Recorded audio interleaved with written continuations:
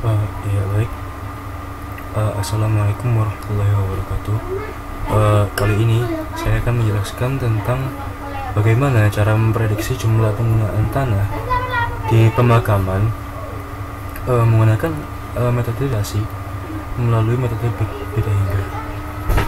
Nah, kali ini saya akan menjelaskan cara untuk ini adalah diskretisasi MBH maju. Nah, di sini adalah model dari pemakaman yang akan saya gunakan di sini. Jadi yang pertama ini adalah dx yang diturunkan terhadap dt. Nah, di sini adalah untuk memprediksi dari kematian warga yang mungkin terjadi melalui beberapa faktor tertentu. Salah satunya adalah ini kecepatan kematiannya. Lalu nanti akan diakumulasikan di dy per dt atau penggunaan tanah pemakaman di sini. Nah, kemudian di sini ada dz per dt. Di sini adalah jumlah tanah yang tersedia untuk dibuat pemakaman di sini. Next. Kemudian ini adalah hasil diskretisasi dari model yang pertama atau model yang digunakan untuk kematian untuk memprediksi kematian dari warga yang mungkin terjadi di sini. Di sini ada AX ya, tadi percepatan kematiannya di sini. Dan ini adalah indeks dari pertama dari si XN ini. Dan di sini ada model dari penggunaan tanah untuk saat digunakan untuk pemakaman di sini. Di sini juga sama menggunakan metode skema maju di sini. Nah, kemudian untuk di sini itu ada model untuk digunakan untuk menghitung jumlah tanah yang masih tersedia yang bisa digunakan untuk pemakaman di sini. Nah, kemudian di sini ada yang sedikit beda dari sebelumnya. Jika sebelumnya nanti diterapkan pada silab dengan rumus yang sama, di sini akan saya rubah di sini. Karena di silab tidak bisa mengidentifikasi indeks negatif, sedangkan di sini value-nya adalah negatif. Jadi yang saya negatifkan nanti adalah y-nya. Tapi biasanya tetap akan sama dengan model yang sebenarnya. Nah, mungkin kita bisa langsung saja ke simulasinya. Ya, jadi pertama-tama kita harus memiliki silab di sini. Jika yang belum punya bisa di-download ya. Mungkin size-nya tidak terlalu besar, sekitar 11 MB atau kurang jika ada yang versi kompresan. Nah, di sini saya menggunakan versi 6.0.2. Perlu diketahui di sini mungkin karena open source ya. Jadi silab ini masih memiliki bug-bug yang agak sedikit meninggalkan untuk pemula di sini, terutama pada fitur GUI buildernya. Nah, uniknya di silab ini terdapat GUI builder. Jadi nggak harus semua yang ngoding dari awal, tapi bisa di drag drop di sini. Nah, untuk cara install GUI buildernya kita bisa lihat di sini ada application di sini. Kemudian kita klik di library Atoms atau module manager Atoms di sini. Kita klik. Nah, bagi yang belum terinstall GUI builder bisa klik di sini. Kemudian di sini ada package GUI builder. Kita bisa klik install, kita perlu install sama seperti yang ini. Bisa klik install juga install. Nah, berhubung saya udah install, jadi tidak perlu klik install lagi di sini. Jadi cukup langsung menggunakan aja. Nah, oke, jadi untuk gimana cara untuk run GUI builder yang ada di sini, kita cukup ketikkan di sini seperti ini, connect enter. Ya, kalau untuk yang sudah masang GUI builder di sini nanti ada start GUI builder dan versinya berapa dan seterusnya ini. Nah, kita enter di sini. Karena agak sedikit lama.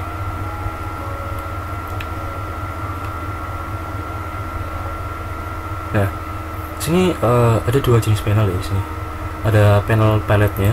Kalau yang sudah familiar dengan IDE seperti NetBeans dan Java sebelumnya mungkin sama seperti itu, jadi tinggal di drag di panel palet ini. Nah, kemudian di sini adalah menu untuk mengisi palet yang ada di sebelah kanan. Nah, di sini saya menggunakan GUI Builder 4.2.1 ya. Jadi mungkin akan ada perbedaan jika tidak sama dengan versi GUI Builder yang saya pakai di sini. Nah, kemudian di sini saya ingin membuat simulasi atau interpretasi dari model ini, model yang sudah saya gunakan sebelumnya. Nah, gimana caranya? Caranya adalah kita cukup menggunakan jika kita mau menggambarkan sebuah grafik dari sini ya, kita cukup membuat sebuah akses di sini. Nah, apa fungsi akses di sini? Jadi fungsi akses di sini adalah untuk menampilkan grafik dari model yang sudah kita pakai, sudah kita buat di array. Jika yang sudah pernah menggunakan Octave sebelumnya, mungkin bentuknya akan seperti array ya. Nah, dari array tersebut kita bisa membuat gambaran grafiknya. Nah, di sini ini adalah dua jenis kolom ya. Di sini ada tag, ada string. Nah, bedanya apa? Kalau tag ini adalah digunakan sebagai apa yang ditampilkan saat ada objek di sini. Jadi tulisannya nanti apa itu nanti ditampilkan di tag ini. Nah, kemudian string ini adalah nama variabelnya. Kalau yang terbiasa ngoding itu aslinya adalah nama variabelnya. Kalau yang belum terbiasa mungkin jadi string ini adalah semacam ID atau sesuatu yang unik untuk bisa memanggil fungsi yang sudah kita buat di sini. Jadi biar tidak tertukar, ini harus unik seperti itu. Jadi coba kita ketikkan saja ya. Oke, di sini access 1. Tapi untuk access mungkin tidak tampil ya tagnya. Untuk yang lain mungkin bisa tampil nanti di tengah-tengah sini. Kita tampilkan access 1.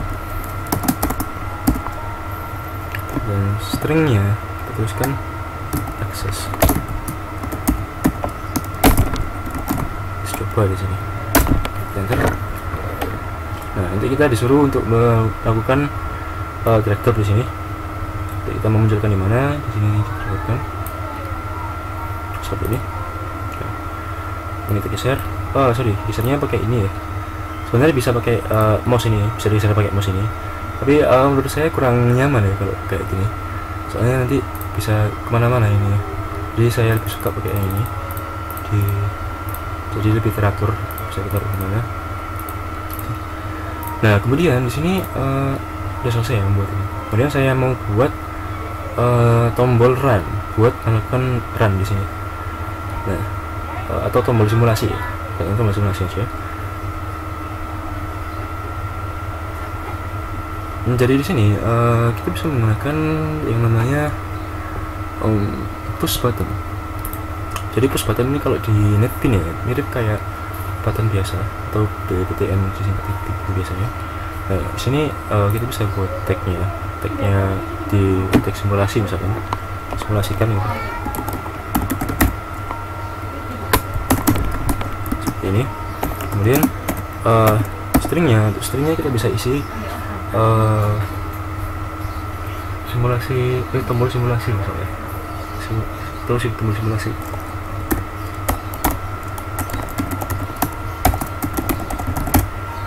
Ini lalu kita enter.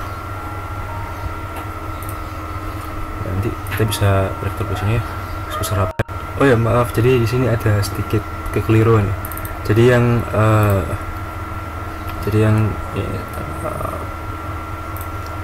yang tag ini adalah nama variabelnya. Kalau yang string ini adalah yang ditampilkan di sini. Jadi maaf, tadi ada sedikit kebalik ya. Nah, nanti kita bisa edit di sini. Misalkan kita salah ya, kita salah di sini, kita bisa edit di sini. Musik properties. Nah, di sini ada tombol simulasi. Ya, jadi tadi kebalik ya. Di sini untuk yang stringnya itu adalah yang ditampilkan di objeknya, di objeknya sini, di sini ya. Sedangkan untuk yang tag ini adalah nama variabelnya. Di sini ada tag ya kalau nggak salah. Nah ini tag, ini adalah nama variabelnya. Jadi kita balik ke sini ya. Yang simulasikan terus sini. Nah, untuk yang tag itu ditaruh sini. Ini simulasi. Nah seperti ini. Kita bisa edit di sini kalau kita salah atau salah mengeditnya. Kita bisa edit di sini. Nah sini tadi edit ya sini. Nah kemudian kita mau memasukkan variabel yang udah kita tentukan tadi ya di sini.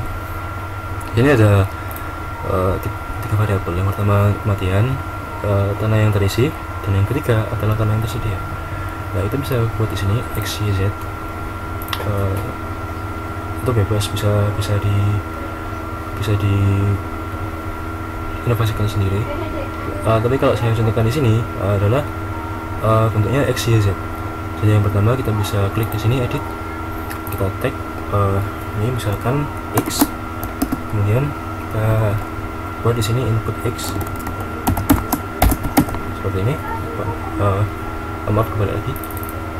Di sini input x, kemudian di sini x. Nah seperti ini. Kemudian kita oke. Nah di sini kita bisa tentukan besarnya berapa. Saya contohkan di sini. Nah, seperti ini. Kemudian kita bisa alokasikan di mana ya. Kita mau ditaruh di mana ini ya. Nah, kemudian kita buat lagi ya di sini. Kita buat y. Di sini buat yang y di sini. Kemudian kita di sini y. Kemudian tagnya kita buat input y.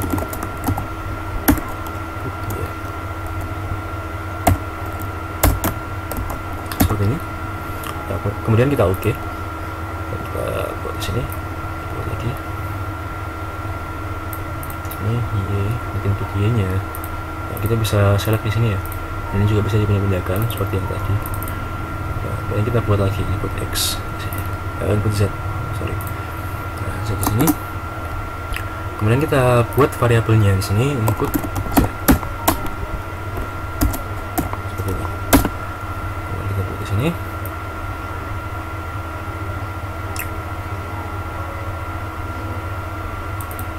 Nah, seperti ini z.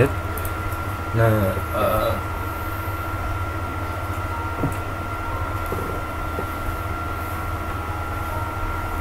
di sini kita buat tiga variabel ya, x, y, z. Nah, kemudian kalau udah kita bisa generate. Tapi sebelumnya kalau mau dikasih judul juga bisa di sini. Kita tinggal buat teks di sini. Kita buat judul tagnya, judul teks seperti ini, biar membedakan yang lain. Dan kemudian kita tulis stringnya, misal simulasi perhitungan tanah makam sini.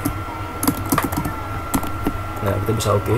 Kalau udah selesai nulisnya, nah kita bisa taruh di atas sini simulasi tanah makam ini. Nah itu untuk teksnya kita bisa edit. Nah di sini kita bisa edit ya di sini object properties. Kita di object properties di sini ada alignmentnya. Ini kan jelas ya, kita bisa pindah ke center. Kemudian kita bisa bold di sini, font weight-nya normal, kita bisa bold seperti ini. Kemudian di oke. Nah bisa jadi seperti ini. Nah kalau sudah selesai dengan desainnya, kita bisa langsung generate code-nya. Generate code sini.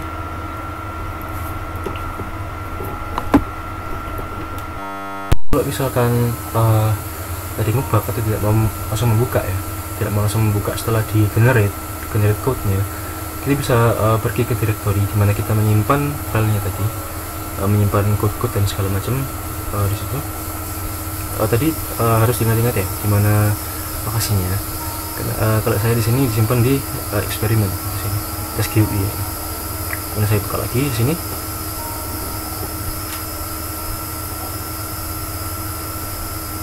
Nah di sini udah muncul.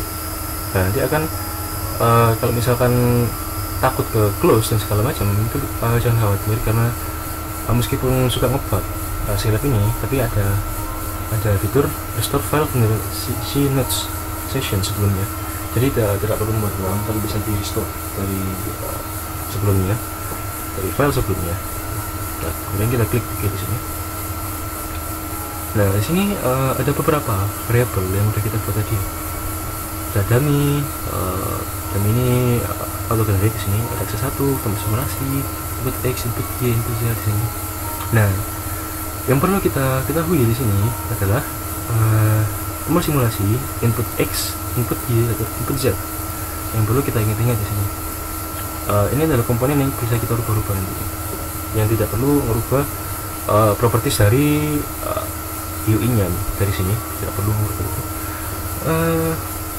Ya, karena tidak perlu merubah itu ya. Jadi kita bisa buat ya di sini. Ya, di sini ada tombol simulasi callback ya. Nah, di sini ada yang namanya tombol simulasi callback. Jadi callback ini adalah handling atau untuk function dari tombol atau button yang udah kita buat tadi di sini.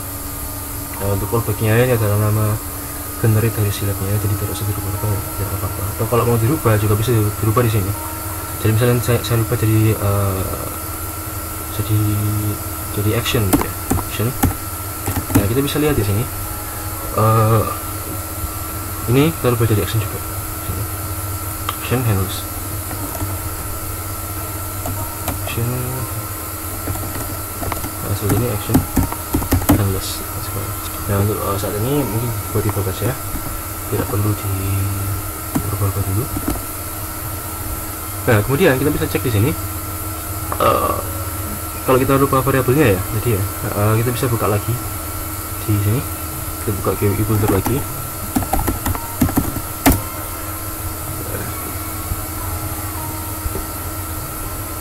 Masih agak lama.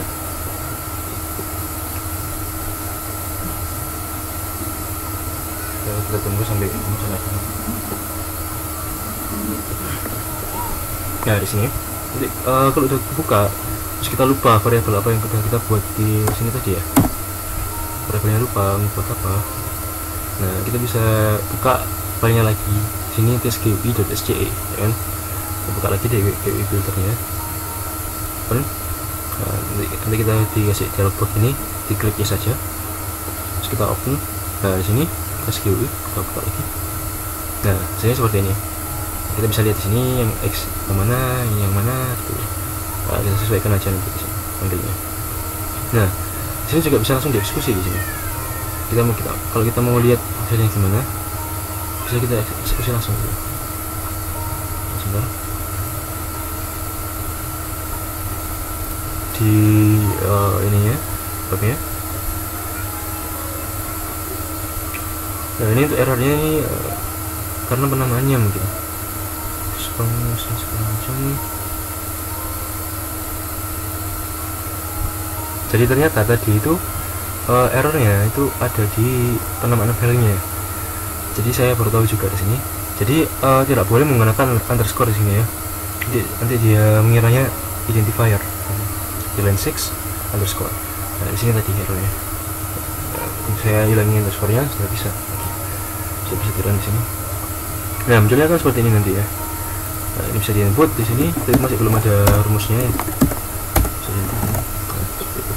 Nah, untuk sekarang kita mau membuat program simulasinya di sini ya. Untuk simulasi makam tadi. Nah, caranya bagaimana? Nah, di sini tombol callback-nya kita bisa deklarasikan di sini. Deklarasikan. Oh ya, jadi ini agak berbeda dengan Octave ya. Kalau Octave harus dideklarasikan arahnya apa terlebih dahulu. Di sini tidak perlu.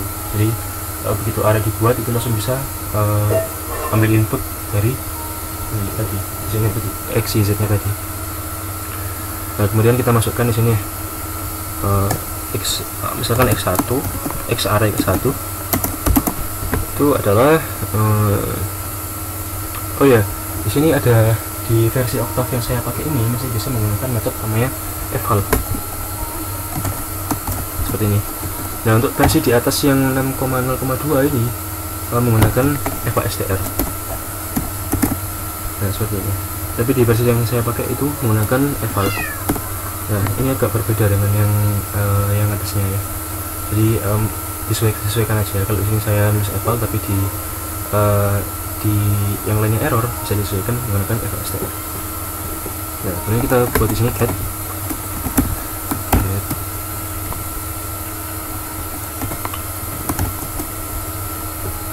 Kita bisa menggunakan get, kemudian handless. Handless ini adalah semacam buat mengambil dari fungsi ini di sini. Nah, semacam fungsi itu untuk meng-get value nya. Nah, handless. Kemudian kita dot nama variabelnya apa tadi di sini. Sini karena saya mau pakai x di sini, pakainya yang input x di sini. Bisa kita copy aja di sini input x, atau handless untuk input x nya di sini kita copy. Nah, kemudian kita buat di sini x. Jangan lupa dibaca. Nah, kemudian setelah itu kita buat yang y dan z. Tinggal kita tahu ya, di sini diberi string terlebih dahulu. Karena bentuknya string inputnya. Nah, kemudian kita bisa buat ya y sama z, tinggal di copy aja dan ganti.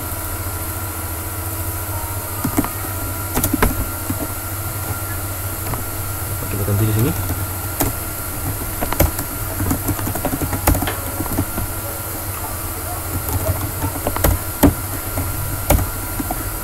Seperti ini. Nah, kemudian di sini kita perlu menggunakan perulangan ya, perulangan untuk bisa mengisi area-areanya seperti itu ya. Nah, di sini saya bisa menggunakan for seperti di Octave atau di bahasa M lain atau MATLAB juga sama. For i sama dengan 0 sampai jadi di sini di indeksnya ini sama kayak Octave, jadi nggak bisa pakai 0 tapi pakai 1, mulai dari 1 sampai katakan di sini 25 ya, 25. Nah, kemudian di sini sebelumnya saya udah buat ya dari rumus ini saya convert ke codingan dari Octave. Codingannya gimana? Nanti saya buka yang saya udah buat codingannya. Jadi sebelumnya saya udah buat codingannya, tinggal dimasukkan aja di sini. Jadi di sini codingannya ada simulasi punya saya yang sudah saya buat sebelumnya. Nah, di sini ada rumusnya, tinggal kita masukkan aja di sini. Nah, ini seperti ini. Jadi rumusnya indeks ke x per 1 atau yang kayak di x per 1 sama dengan x nya ditambah dengan delta t bla bla bla. Rumusnya seperti ini. Saya convert tadi biar video nggak terlalu panjang, jadi saya copy aja di sini. Nah, seperti ini. Kemudian untuk plottingnya di sini ada fungsi namanya handless plot 2D di sini. Ini untuk indeksnya, indeks dari plotnya.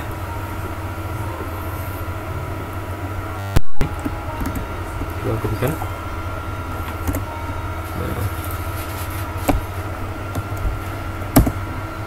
Kemudian bisa kita langsung run di sini ya. Dan misalkan di sini yang kematian awalnya 1000 dan gak ada lahan yang digunakan. Di sini ada sekian. Kita simulasikan di sini. Dapat error, tadi errornya apa? Sini identifier variable a. Oh ya, jadi ada beberapa identifier yang saya tambahkan ya. Sini ada seperti hanya berapa, ya berapa. Sini saya kopikan dulu terlebih dahulu. Sebentar, saya kopikan terlebih dahulu sih. Nah, ini saya kopikan. Nah, saya taruh di atasnya sini untuk identifier seperti ini. Nah, kemudian bisa kita run lagi. Cek ke sini ya.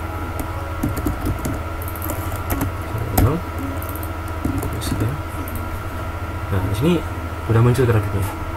Jadi grafiknya berapa? Ini agak kelihatan ya pertumbuhannya karena skalanya sangat berbeda.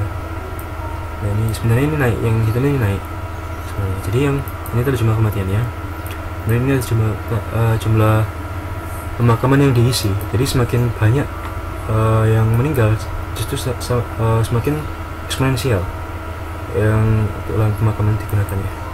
Nah, sedangkan untuk jumlah yang tersedia ini menurun cukup drastis di sini ya, sangat drastis di sini.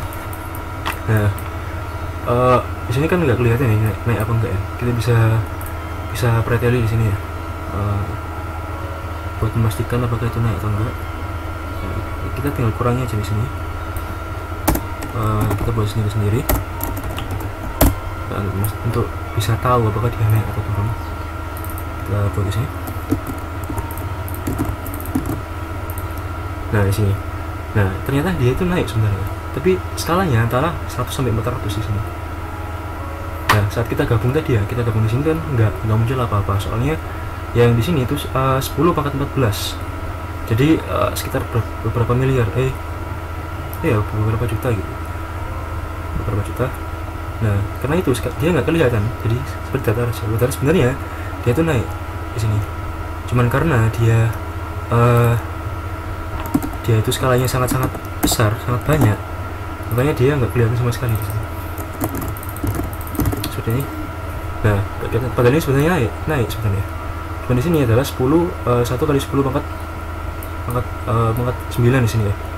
Jadi sekitar 1 miliar, 1 miliar di situ. Nah jadi nggak kelihatan karena skalanya sangat berbeda.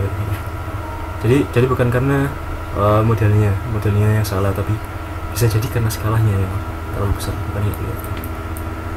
Nah, mungkin sekian tutorial dari saya. Nah di sini saya udah buat ya, di sini saya sudah buat sendiri. Nah, di sini memiliki panel 3D juga. Jadi kita bisa lihat di sini. Sini panel 3D-nya. Jadi bisa kita lihat di sini 0 dan di sini bisa kita input di sini ya. Nah, terus kita simulasikan. Nah, di sini kan muncul. Nah, kemudian kita rubah modenya ke mode 3D. Di sini juga bisa. Nah, seperti ini modelnya. Untuk yang model 3D mungkin tidak bisa saya jelaskan sekarang di video ini karena akan cukup lama ya. Karena ini akan menggunakan VGA dan menggunakan metode lain selain yang auto camera tadi, seperti itu. Nah seperti ini untuk yang 3D. Nah kira-kira sekian tutorial dari saya. Kurang lebihnya mohon maaf. Assalamualaikum warahmatullahi wabarakatuh.